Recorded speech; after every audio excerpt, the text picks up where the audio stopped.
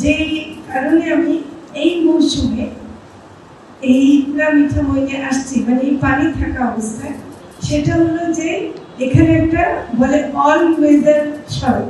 All weather মানে সারা বছর চলবে, সব মৌসুমে চলবে। কিন্তু আমি দেখলাম যে সেটা পুরোটা না, আপনাদের 3টা উপজেলার জন্য হয়তো সংযোগটা হয়েছে, কিন্তু অন্য জায়গার জন্য পুরোটা হয়নি। তার মানে সেই অর্থে অল ওয়েদার না, হ্যাঁ, সবার জন্য না।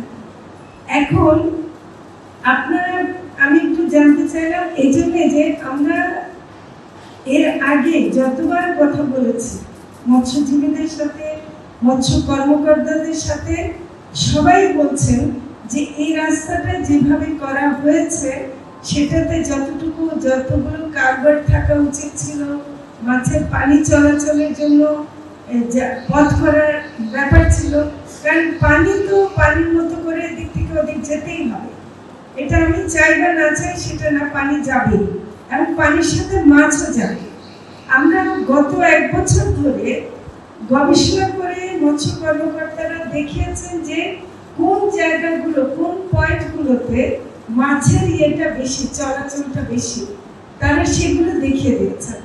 আমরা সড়ক মন্ত্রণালয়কে, সড়ক উপদেষ্টাকে অনুরোধ করেছি এবং তারা কিন্তু একটা গবেষণা করছেন, সম্ভবত আপনাদের অনেকের সাথে কথা বলেছে এবং সেখানেও তাদেরও মত যে এখানে পানি চলাচলের রাস্তা আরো করা দরকার।